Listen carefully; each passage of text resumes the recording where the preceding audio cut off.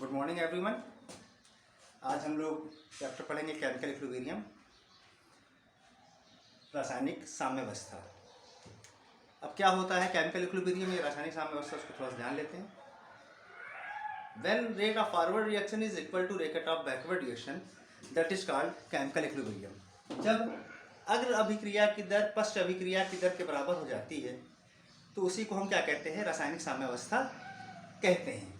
अब एक अभिक्रिया देख लेते हैं। Suppose that a reaction is A plus B gives out C plus D। ये रिवर्सेबल का साइन है, उत्क्रमणीय अभिक्रिया का साइन है। उत्क्रमणीय अभिक्रिया वह अभिक्रिया जो आगे और पीछे दोनों तरफ चलती है, या रेट फॉरवर्ड और बैकवर्ड दोनों तरफ चलती है, उसी पे ये केमिकल इक्विलिब्रियम होता है। जब A प्लस बी से बनने की दर C प्लस डी के बनने की दर, C प्लस डी से A प्लस बी बनने की दर दोनों इक्वल हो जाएगी तो उसी को हम कहते हैं रासायनिक साम्यावस्था या केमिकल इक्विलिब्रियम। तो अब ये कैसे होता है केमिकल इक्विलिब्रियम, वो देखते हैं। सपोज दैट ये क्या है, एक समांगी अभिक्रिया है, एक होमोजेनियस रिएक्शन है। तो according to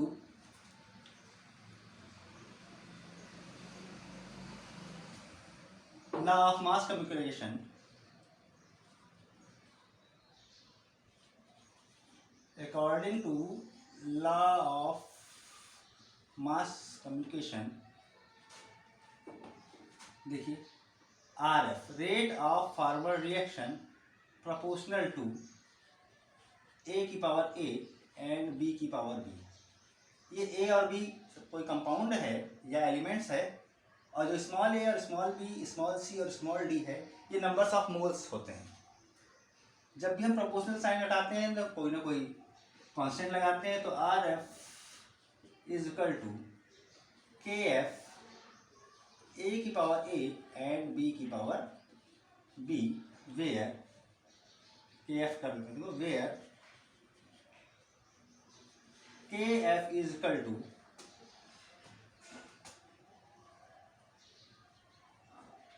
constant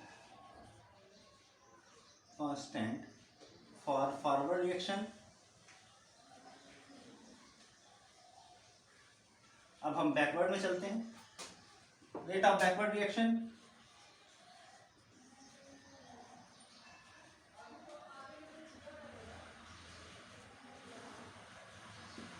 R B proportional to C की पावर सी एंड डी की पावर डी, या R B is equal to K B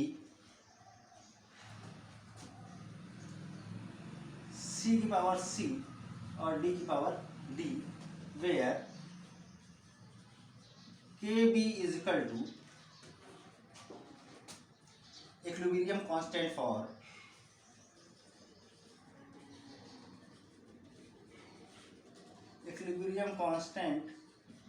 for backward reaction.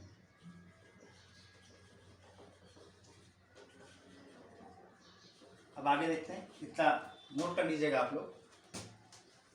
अब इक्विलिब्रियम में क्या होता है, इक्विलिब्रियम में क्या होगा, at constant rate of forward reaction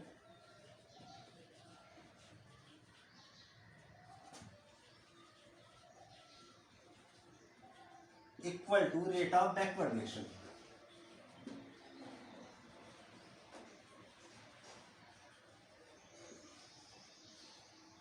next में R F equal to R B. R F की वैल्यू हम फाइंड कर चुके हैं। आर एफ इक्वल टू क्या हो जाएगा, के एफ ए की पावर ए एंड बी की power B equal to K B C की पावर सी एंड डी की पावर डी। अब के एफ और के बी को एक तरफ ले आइए। के एफ अपॉन के B is equal to C की पावर सी डी की पावर डी अपॉन ए की पावर ए एंड बी की पावर डी। देखिए के एफ अपॉन के बी इजकल टू क्या होता है, के एफ अपॉन के बी इजकल टू के सी। तो क्या हमारा क्या जाए, के सी इजकल टू सी की पावर सी डी की पावर डी अपॉन ए की पावर ए और बी की पावर बी, यही हमारा फार्मूला हो जाता है। बहुत इंपॉर्टेंट है, कई बार बोर्ड एग्जाम में भी आ चुका है, अब फर्स्ट ईयर के कोर्स में है, और इसी पे इंटर में एक टॉपिक आ जाता है, उसको भी ध्यान रखिएगा। तो इसी बेस पे वो भी होता है। तो के सी इज इक्वल टू सी की पावर सी, मतलब rate of backward reaction upon rate of forward reaction. अब इसी पे थोड़ा सा कुछ देखते हैं हम लोग। अगली हेडिंग है यूनिट ऑफ के सी। क्या है? यूनिट ऑफ के सी।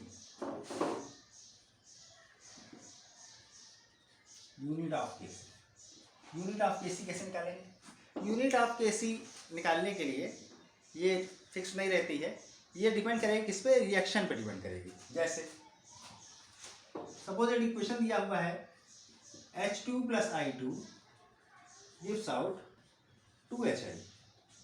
अब इसके लिए हमें Kc की यूनिट निकालनी है। तो Kc बराबर अभी हमने बताया क्या?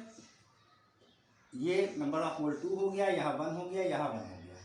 तो सबसे ऊपर इधर रहेगा C+D वाला। तो C+D इस टाइम हमारा क्या है? HI है। HI की पावर 2 अपॉन H2 और ये I2, क्योंकि होमोजेनियस रिएक्शन है। यूनिट इसकी क्या आ जाएगी? मोल पर लीटर। तो मोल पर लीटर का स्क्वायर अपॉन H2 की क्या हो जाएगी? मोल पर लीटर। I2 क्या हो जाएगी? मोल पर लीटर। दोनों बराबर है, इक्वल टू, कट गया, आया क्या? वैल्यू 1। दैट्स मीन इस रिएक्शन के लिए Kc की कोई यूनिट नहीं होगी। एक आध रिएक्शन और देख लेते हैं।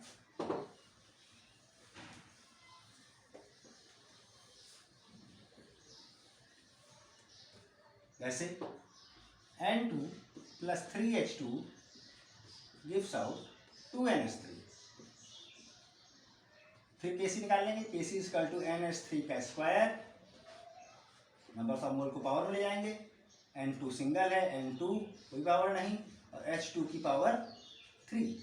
अब क्या हो जाएगा? मोल पर लीटर का स्क्वायर अपॉन मोल पर लीटर, और फिर मोल पर लीटर का cube.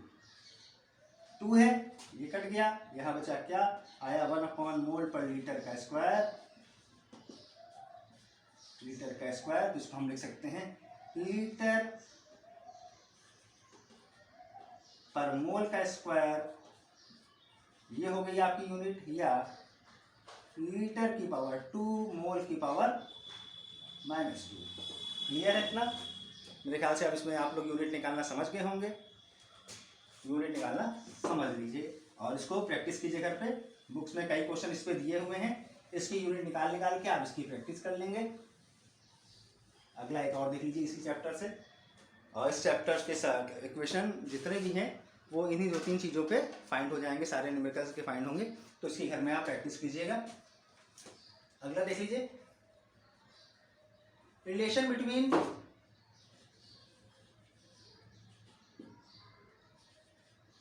Kc and Kc dash. कहीं कहीं पे Kc1 Kc2 लिखा है, Kc3 लिखा रहता है, तो उस पर डिपेंड करेगा कि Kc और Kc डैश लिख दें, चाहे Kc1 Kc2 लिख दें, या Kc single dash Kc double dash लिख दें। बस रिलेशन दोनों में होना चाहिए कि किसी भी एक रिएक्शन में अगर 2 रिएक्शन है उनके बीच में क्या रिलेशन है वो हम देखते हैं। तो एक इक्वेशन हम लोग ले लेते हैं, क्या है? सपोज पहली रिएक्शन क्या है? H2 + I2 gives out 2HI। उसके लिए Kc निकाल लेते हैं, क्या हो जाएगा? बता चुके हैं, HI की पावर 2 अपॉन H2 और I2। क्लियर है? ये सपोज दैट इक्वेशन नंबर 1, हमने इसको इक्वेशन नंबर 1 मान लिया। अब इसी को हम बैकवर्ड में देख लेते हैं। बैकवर्ड में क्या हो जाएगा? Reaction 2HI = H2 + I2। अब Kc डैश इसको मान लेते हैं, तो क्या हो जाएगा? H2 I2 अपॉन HI का square. Equation number 2, comparison between equation number 1 and equation 2। तो Kc = 1 upon K dash C। Kc = क्या हो गया? Kc = 1 upon K dash C। कैसे हो गया कि अगर हम इसको जस्ट पलट दें, अगर इसके ऊपर हम 1 लगा दें, 1 अपॉन कर दें, तो HI का स्क्वायर ऊपर आ जाएगा और H2 और I2 नीचे आ जाएंगे। तो दोनों में क्या रिलेशन है? तो कोई भी रिएक्शन दी हुई हो, हमें उन दोनों में KC का कंपेरिजन करवाना है, उसका रिलेशन देखना है, और रिलेशन करने के बाद अगर कोई वैल्यू उसमें दी हुई है तो उस वैल्यू को हम फाइंड कर लेते हैं। जैसे एक एग्जांपल देख लेते हैं।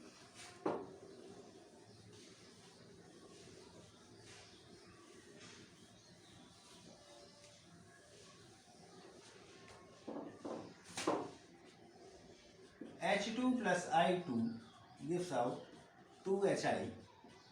KC की वैल्यू दी हुई है, KC इज इक्वल टू दिया हुआ है 5 इंटू 10 की पावर -3, 5 इंटू 10 की पावर -3। यूनिट इसलिए नहीं दी हुई है क्योंकि हम निकाल चुके हैं KC में कोई यूनिट नहीं आती है। अब हमें दूसरा रिएक्शन दिया हुआ है कि half H2 plus half I2 gives out HI। KC dash की वैल्यू फाइंड करनी है, और एक रिएक्शन दिया हुआ है HI gives out half H2 plus half I2। इसके लिए KC डबल डैश की वैल्यू फाइंड करनी है। 2 क्वेश्चन एक ही में बना के दिया हुआ है। अब हमें इसमें दोनों की वैल्यू फाइंड करनी है, किसकी? KC डैश की और KC डबल डैश की, या KC1 या KC2 होता, उससे हमें कोई फर्क नहीं पड़ता। तो हम पहले क्या करेंगे, जिसकी हमें KC की वैल्यू दी हुई है, KC की वैल्यू कितनी दी हुई है? रुका हुआ रिएक्शन की, तो हम इसका KC निकाल लेते हैं। फार्मूला हमने बता ही दिया कैसे KC फाइंड करते हैं, तो हमें पूरा उसको डिराइव करने की जरूरत नहीं है, हम डायरेक्ट रख लेंगे। तो हमें पहली इक्वेशन के लिए क्या हो गया, फॉर फर्स्ट रिएक्शन क्या हो गया, KC is equal to HI का स्क्वायर अपॉन H2 और I2। ये इक्वेशन नंबर हमारी 1 हो गई। अब सेकंड इक्वेशन ये थी, फर्स्ट ये थी, थर्ड ये थी। नंबर दिया हो चाहे ना दिया उससे मतलब नहीं। अब सेकंड इक्वेशन के लिए फॉर सेकंड इक्वेशन या रिएक्शन जो भी लिख लें, बात वही है। क्या हो जाएगा, KC डैश निकालना है, तो KC dash is equal to क्या हो जाएगा, H2 की पावर हाफ I2 की पावर हाफ अपॉन HI। अब हमें देखना है इक्वेशन 1 और इक्वेशन 2 में क्या रिलेशन है। अब देखिए, अगर हम क्या करें, अगर हम इस सेकंड वाली रिएक्शन का स्क्वायर कर दें, क्या कर दें, अगर हम सेकंड वाली रिएक्शन का स्क्वायर कर दें और फिर उसको पलट दें, मतलब ये 2 और 2 कैंसिल हो जाए, यहाँ 2 आ जाए। कैसे होगा ये, कि अगर हम इस वाली रिएक्शन का स्क्वायर कर दें तो यहाँ पे 2 आ जाएगा, यहाँ 2, ये 2 से 2 कैंसिल, और यहाँ पे भी 2 आ जाएगा, ये बराबर हो जाएगा। उसके बाद क्या करें, इसको पलट भी दें, मतलब अगर KC डैश का हम स्क्वायर करें और उसको पलट दें तो वैल्यू आ जाएगी। तो क्या हो गया, KC is equal to 1 upon KC dash का स्क्वायर। हो गया नहीं? जब ये स्क्वायर में होगा तो इधर जाहिर सी बात है अंडर रूट में चला जाएगा, अगर ये स्क्वायर में है तो इधर अंडर रूट में चला जाएगा। तो KC dash is equal to under root KC dash is equal to under root KC, या हम इसको ये लिख सकते हैं, ऊपर से हटा देते हैं रिएक्शन, 2 रिएक्शन हो गई है, या इसको हम ये लिख सकते हैं KC डैश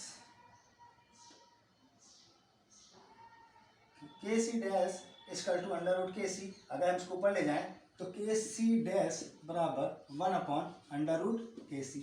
KC की वैल्यू हमारे पास सही है, 1 अपॉन कितनी थी, 5 इंटू 10 की पावर समथिंग मैंने लिखी थी, 10 की पावर -3।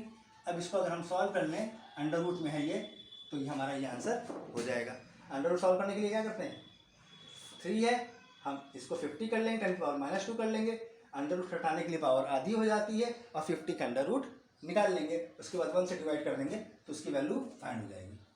थर्ड वाली रिएक्शन में क्या करेंगे, इसकी वैल्यू फाइंड हो गई है KC डैश की, अब KC डबल डैश के साथ इसका रिएक्शन बना लेंगे और इसकी वैल्यू पुट कर देंगे। जैसे सपोज मैं देख लेता हूँ, दिखा देता हूँ आपको, ये क्या हो गया, HI है, तो इसके लिए KC डबल डैश हो जाएगा H2 का इस power 1/2, I2 power 1/2 upon HI।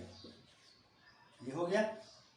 आगे चाहे हम इसका कंपेरिजन, थर्ड हो गई रिएक्शन, पहले से भी करा सकते हैं और तीसरे से भी करा सकते हैं। अगर पहले से कराते हैं तो सेम है, बस क्या करना है, यहाँ स्क्वायर होना है, तो के सी डैश इजकल टू के सी इजकल टू के सी डबल डैश का स्क्वायर, के सी डबल डैश का स्क्वायर, तो शायद सीधे वैल्यू पुट कर देंगे। अगर इसके साथ निकालते हैं तो 1 अपॉन करके कर देंगे, दोनों तरह से इसकी वैल्यू फाइंड हो जाएगी। एक्टिव मास, अगला टॉपिक क्या है, एक्टिव मास। क्या होता है एक्टिव मास? किसी पदार्थ की मोलर सांद्रता को उसका सक्रिय द्रव्यमान कहते हैं। क्या है एक्टिव मास? किसी पदार्थ की मोलर सांद्रता को उसका सक्रिय द्रव्यमान कहते हैं, उसका active, the molar concentration of a compound is called active mass. Weight upon molecular weight, formula क्या होता है, weight upon molecular weight into volume. क्या होता है, weight upon molecular weight into volume. किसी भी कंपाउंड का हमें निकालना होगा, उसका वेट दिया रहेगा, उसका मॉलिक्यूलर वेट फाइंड कर लेंगे और उसको उसका जितना वॉल्यूम होगा, जितना लीटर होगा या जितना ml होगा, उससे उसको डिवाइड कर देंगे तो उसका एक्टिव मास आ जाएगा। इस चैप्टर में यही 2-3 टॉपिक स्पेशल हैं और एक है केपी और केसी रिलेशन, जिसको हम लोग अगले टर्न पे पढ़ेंगे। Thank you, have a nice day.